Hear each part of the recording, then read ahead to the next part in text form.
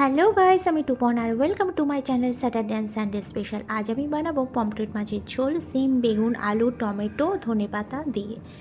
তো তোমরা দেখতে থাকো আমি কিভাবে বানাই এই ঝোলটা। তো শীতকালে প্রচণ্ড ভালো লাগে এইভাবে ঝোল রান্না করলে। তো আমার ভিডিওটা স্কিপ না করে তোমরা দেখতে থাকো। আর এটা হচ্ছে বড়ি, আমি বড়ি দিয়ে ঝোলটা করব। তো প্রথমে আমি একটি কড়া নিয়ে নিয়েছি আর দেবো এর মধ্যে সর্ষের তেল।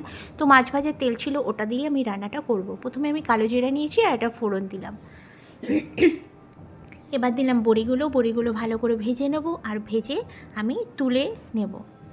তো বড়িগুলো মোটামুটি লাল লাল করে আমি ভেজে নিয়েছি আর এটা খুন্তির সাহায্যে আমি তুলে নেব অন্য একটি পাত্রে। এবার ওই তেলের মধ্যে আমি দেব বেগুন, আলু, সিম। তো এটাকে ভালো করে আমি ফ্রাই করব যতক্ষণ না লাল লাল হচ্ছে। তো আমার রান্নাগুলো ভালো লাগলে প্লিজ লাইক কমেন্ট করতে ভুলবেন না। আমি আরও ভালো ভালো রান্না আপনাদের সামনে আনবো। তো আমি কিছু মশলা দিয়ে দেবো। এর মধ্যে দিলাম আমি লঙ্কার গুঁড়ো 2 চামচ। এবার দেবো ভাজা জিরের গুঁড়ো। এটা আমি শুকনো কড়াতে ভেজে নিয়ে তারপরে আমি এটাকে গুঁড়ো করে নিয়েছি। দেবো আমি হলুদ গুঁড়ো মোটামুটি 1 চামচ। দেবো আমি নুন আর দেবো সামান্য জলটা এই কারণে দেওয়া যাতে মশলাটা লেগে না যায়। তো ভালো করে এটাকে আমি কষিয়ে নেব সুন্দর করে। এবার দেবো আমি টমেটো, অবশ্যই আপনার টমেটোর বীজ ছাড়িয়ে নেবেন। তো টমেটো আমি বীজ ছাড়িয়ে একটা টমেটোকে আমি 4 ভাগ করে এর মধ্যে আমি দিয়ে দিলাম। তো টমেটো দিলে ভালোই লাগে খেতে, একটুখানি টকটক হয়।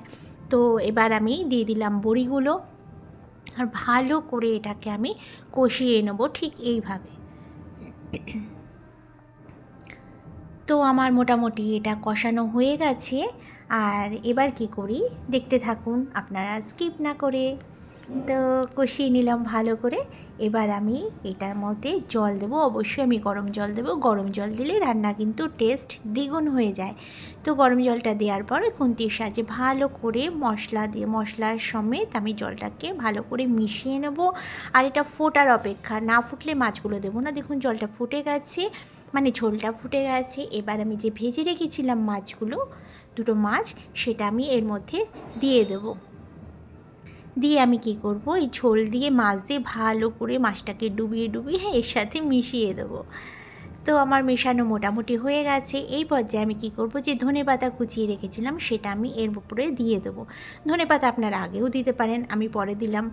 তো ভালো করে ধনেপাতাটা দিয়ে আমি খুন্তির সাহায্যে পুরো ঝোলের সাথে এটাকে মিশিয়ে দিলাম। আর আমি ঢাকনার সাহায্যে মোটামুটি 5 মিনিট ঢেকে রাখবো। তো আমি 5 মিনিট হয়ে গেছে, ঢাকনাটা খুললাম। দেখুন ঝোলটা ফুটছে, অফুরন্তভাবে ফুটছে। তো যাই হোক, ঝোলটা আমার ফুটে গেছে, রান্নাটা মোটামুটি ডান হয়ে এসছে। খুন্তির সাহায্যে ভালো করে আমি আবার একটু নাড়ি দেখলাম। দেখুন পুরোপুরি ডান আমার রান্নাটা। তো আমি সার্ভ করে নিয়ে আসবো এবার। দেখুন তো সার্ভ করার পরে রান্নাটা কেমন লাগছে, দেখুন কত সুন্দর লাগছে না? তো দেখলে হবে, আপনাদের তো রান্না করে খেতে হবে না, রান্না করে বলতে হবে আমার রান্নাগুলো কেমন লাগছে। ভালো লাগলে প্লিজ লাইক কমেন্ট শেয়ার করবেন। আর একটু ভালো লাগলে সাবস্ক্রাইব করতে ভুলবেন না। আজকের মতো আসি, টাটা।